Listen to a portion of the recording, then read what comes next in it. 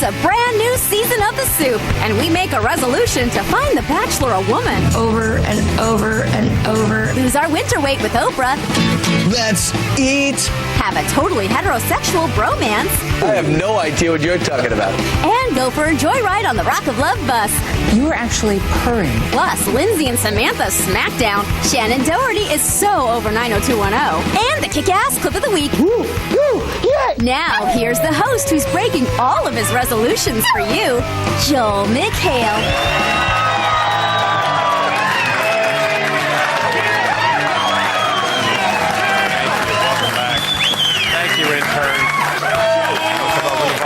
Welcome to The Soup. It's our first show of 2009, and you are going to be happy when you see our new changes. With so much bad news in the world, we at The Soup are going to be upbeat. So say goodbye to all that obnoxious complaining. That's right, you're gone, because we have received a wake-up call.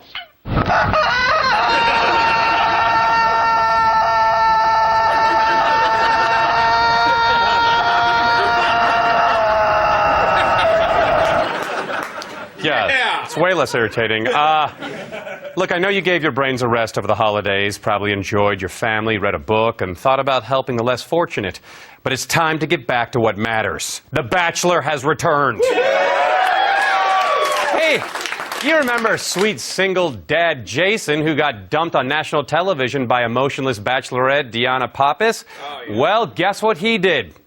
No, not suicide. He signed up as the new bachelor. And what better candidates for a lonely single dad than a group of damaged women? My son's father and I split up a while ago. My husband was tragically killed in a plane crash. I actually resigned from my job to come here. I've been looking at your MySpace page. We got divorced about a year later, and now I'm single. I'm totally not a stalker. Couldn't find someone who did time for sleeping with a junior high student? What show is this? Alas, some of them had to be crushed again immediately upon arrival. Let's see how Jackie handled not getting a rose. I really feel like he missed out. I do. I feel like he missed out on something that was great. I really thought I deserved my happy ending. God, I planned everybody else's happy ending. Happy ending, huh? Yeah, I see where you'd like us to go with this, ABC. But seriously, have you thought about her feelings?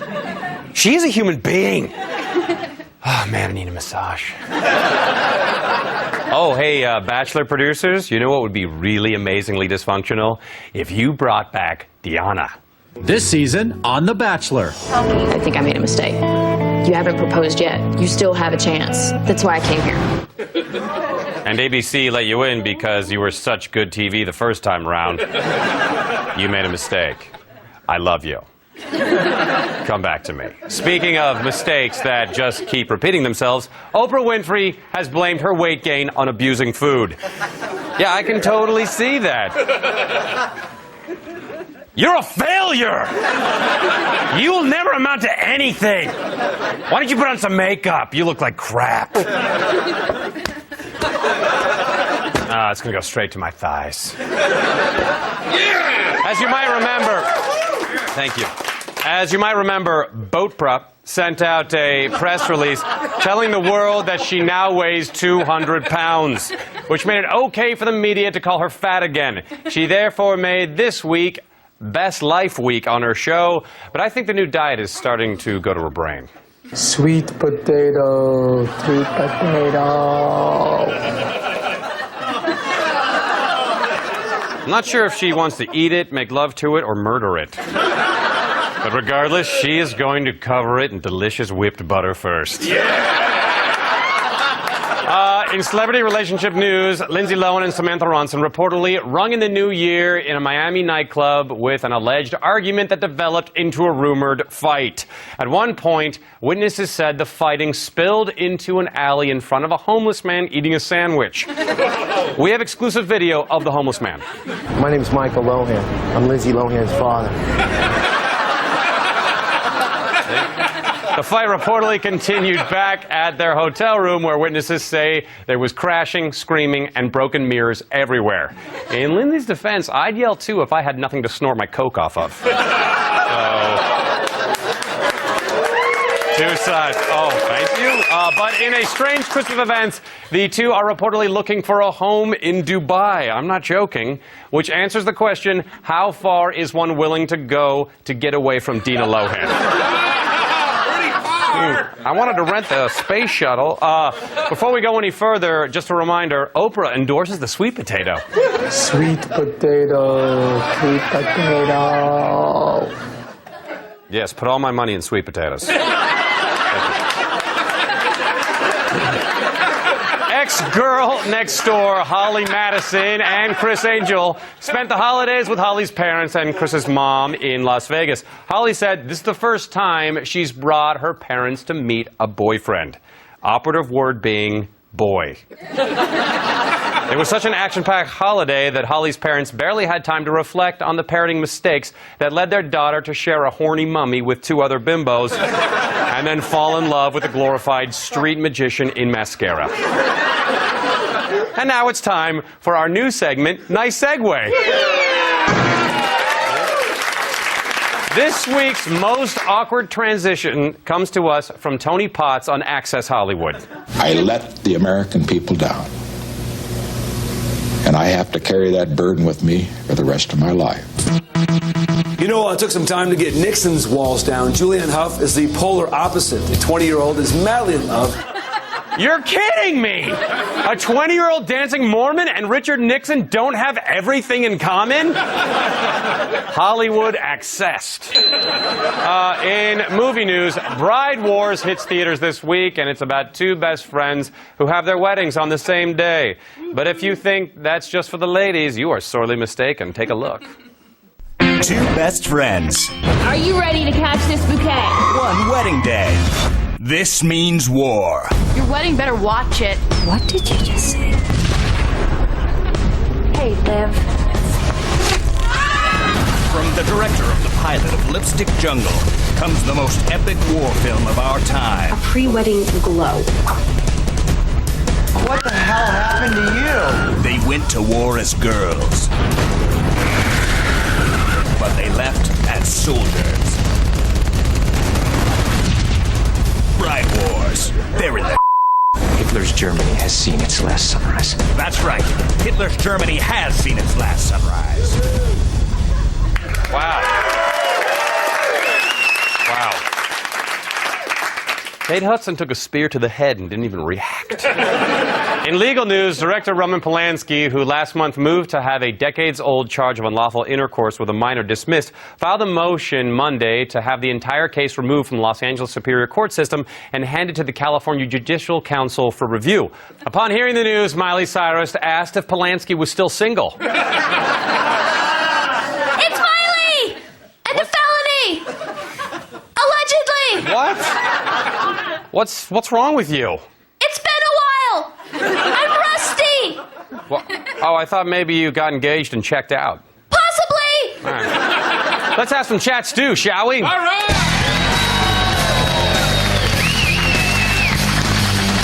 So blingy.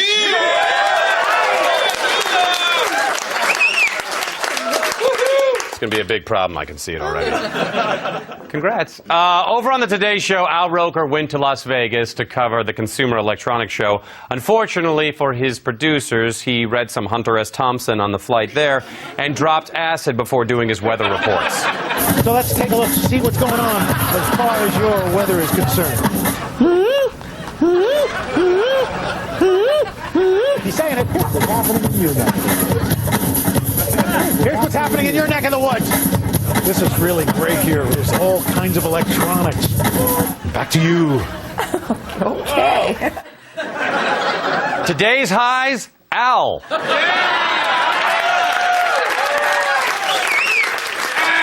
One pill makes you larger, one staple makes you small. Break on through to the other pie. Lucy in the sky with donuts. I'll stop right now. Later, in the fourth interminable hour, Lisa Rinna got together with fellow guest Richard Simmons and showed us all a very special side of her. We are going to tell you how you can find a few of them. What is he doing? Richard. What is he doing? Look at Richard. Wait, no. Cut away. Oh, no. Lisa. No. That's a no. Oh, my Lisa, God. be careful. Oh, God.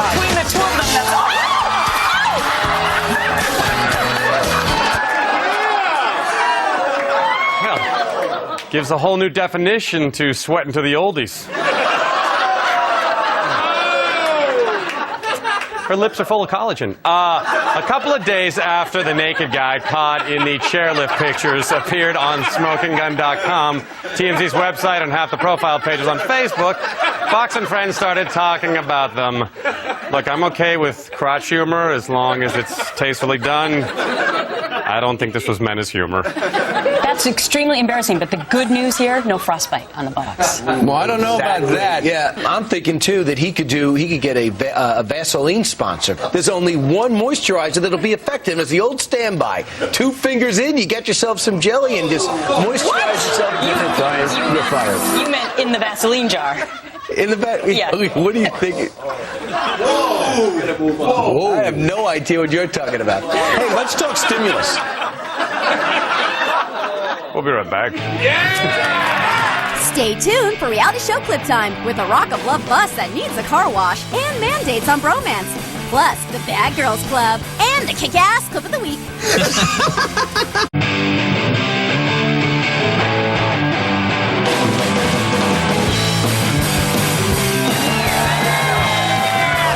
Welcome back. 2 important developments on 90210. Adriana has learned that a guy she had sex with in rehab is HIV positive. And please be aware that if you're going to bring Brenda and Kelly to hear the results of your HIV test, Brenda is on a schedule. Your HIV test is negative. Oh my God. Oh my God, that is the best news ever. Oh my God. But there's something else. What? When we ran your blood work, it turns out you're pregnant. I can't be pregnant. I'm only 16. Okay. Look, I know you're freaking out right now, but let's just take this one step at a time, right, Brenda? Oh, I have to go. I'm sorry. Brenda. That wasn't actually in the script. Shannon Doherty just knows when to jump off a sinking ship. Why do you think Kelly looks so authentically surprised?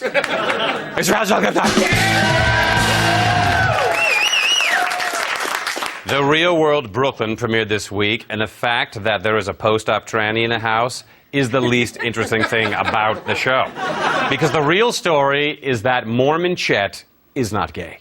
It's kind of one of my goals to have the most original outfit. Pop the collar, and you've got this nice little pink bag. Not gonna lie, when I first met you two, I was wondering if you were gay or straight.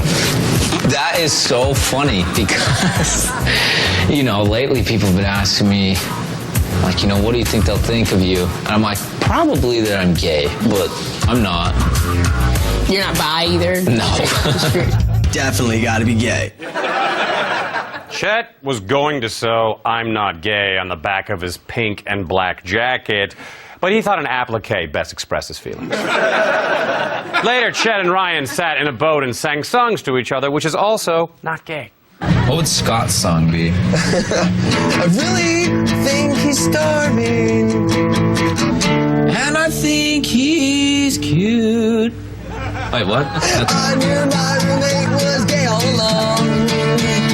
Yes, he's not gay, he's not gay, he's not gay. Yeah, you are. No, I'm not.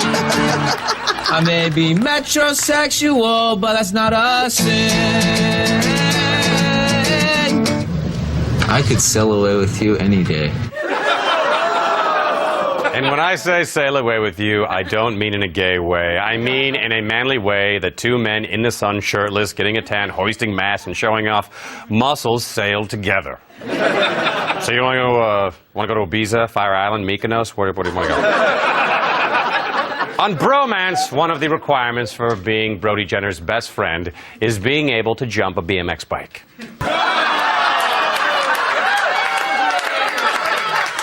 Well, then I guess I know what got caught in the spokes, caused you to crash. But Brody is interested in more than just length. He knows it's what's on the inside that counts. So he arranges to get some one-on-one time with his bro testants. Never been more uncomfortable. What's wrong with them? Are they from the Theta Quadrant? Get out of here, freak. Believe that guy? I can't. Oh, hey, look, your bottle. Oh, should I get it? On the Bad Girls Club, Aaliyah confronts Amber M. about her snide remarks regarding 21-year-old Aaliyah's 50-something internet boyfriend. Amber's response displeases Aaliyah, and she has a faux meltdown. Unfortunately, Aaliyah has no sense of timing, and none of her roommates are around to hold her back and make her appear to have genuine rage. How awkward. Want to go on every date you go on. So I'm not. And so you said we had to be out of the house at 12. I didn't say a word that we were going to leave there at 12:15. I'm saying. Fine. I'm saying we agreed we were going to leave there at 12. Should I ever bring Gavin up? Hold on just a minute. I'm sure everybody will be along to prevent me to beat you up. Come on, we're coming. We're coming. Anthony Bourdain is a famous chef and best-selling author, and I can see why he sells so many books with vivid imagery like this. Back on land, it's straight to a local joint that's a traditional hub of social activity and philosophical discourse. Pulque, the fermented sap of the maguey cactus, and about as nutritious and delicious as Ryan Seacrest Love Juice. Not that I know. That horrible stuff tastes nothing like Ryan Seacrest Love Juice. I should know. Ryan's Love Juice is a delicious blend of papaya, guava, pineapple, and banana. Ask for it from your local grocer. Oh, it does have some of the semen. Rock of Love Bus is a departure from the previous 2 seasons of Rock of Love. I mean, same amount of whores, but now they're on wheels. The breakout train wreck is Nikki. Tell us a bit about yourself, Nikki. I am a DJ, and I'm also known for doing graffiti. But then I got 6 months of jail time. So I was like, okay, if I get my boobs done, then I'm not gonna climb a building, so I might pop one, or I'm not gonna climb the freeway heaven because it's not, it's gonna be hard. So I decided to get my boobs done for that reason. Why'd you get the lobotomy? The graffiti world's loss is the boob world's gain. Nikki tries to impress Brett by reciting a rap she wrote to him on the back of a flyer for STDs. Then we learned that Nikki likes to party by engaging in lesbian acts with other women on stage and by serving up vagina beverages after the show. Don't ask, it's serious. But she wants you to know she's not into drugs. You nuts. You need some medication. And you think I'm you need some medication. And I'm gonna tell you straight out, I do no illegal drugs. Everything I've ever taken and I'm on is legal. And excuse me, every time drinking a little. Okay. Now batting. Howard K. Stern. On deck. Prince von Anhalt. Oh. If she would have used drugs when I was there, I would have kicked her ass. On Principal's office, we met an art student. Walk me through the thought process of how you got to the point where you decided you're going to mark your face like this. It was just a thing of markers in front of me. I just drew sideburns. Yeah. I made it connecting to a beard, and I made a gold teeth. Then my mustache connects to my beard. Right. And I got a purple unibrow. Purple unibrow. And then a big old L on my forehead. Did you put it on looking in the mirror, or did you just put it on sitting at your desk? I used a makeup mirror. You used a makeup mirror? Well, you put it on backwards, right? No, sir. Yeah, I can see the mustache is connected to your, your drawn beard. I'm looking at it right now. And that's not a unibrow, those are purple glasses. And the backwards L, well, that makes you look ridiculous. We'll be right back. Stay tuned for lots more delicious soup and the kick-ass clip of the week. Well, it's not like it's unusual.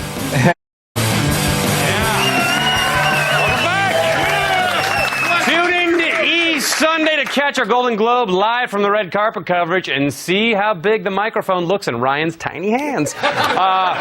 Next week, change is finally coming to America. I'm referring, of course, to the retooling of American Idol for its new season. And if you haven't heard about what they've done with the show, take a look at this. It's the #1 show on television. So why mess with perfection? Because we can. It's American Idol 2.0. With a new judge. That was pitchy, dog. I sentence you to death. It's still called Hollywood Week, but now it's 4 months long. I want to go home. Sing, damn it! Love the crazies? Well, just wait till you see the folks we're bussing in from state facilities. I'll be singing a ballad called I Can Only Enjoy Myself Sexually While I Murder You in Your Sleep. I think it's by Neil Diamond. You have some very, very bad habits. And we've taken steps to ensure Paula stays as nutty as ever. The second song, I felt like your usual charm was missing from me. It's American Idol 2.0. Seriously, you all should die. Thank you. By the way, that was actually Supreme Court Justice Ruth Ginsburg. Huge Soup fan. Which brings us to our clip of the week. 2020 put the U in News Magazine this week with a story about this woman who loves giving birth. Really, really loves it. This is Amber Hartnell's labor, and the look on her face says it all. She joins a growing group of women who say instead of agony, childbirth could be ecstasy. Amber actually had an orgasm while giving birth. You were actually purring. I was purring. It felt amazing. How do you compare that to a sexual orgasm? Well, it's really not any different. Somebody boil some water so I can stick my face in it and burn this from my memory. Thanks, 2020. If you want your soup early next week, log on to eonline.com and check out Condensed Soup for your daily dose. Go to soupblog at eonline.com/soup. Come see me at the Murat Theater in Indianapolis, January 16th, and at the Lincoln Theater in Miami, January 24th. Okay, on a very, very serious note, the soup lost a good one on December 30th. My 3-year-old friend, Ben Town, died of cancer. He was a great little guy, and we will miss him dearly. So God bless you, Ben. See you later, everybody. Good night.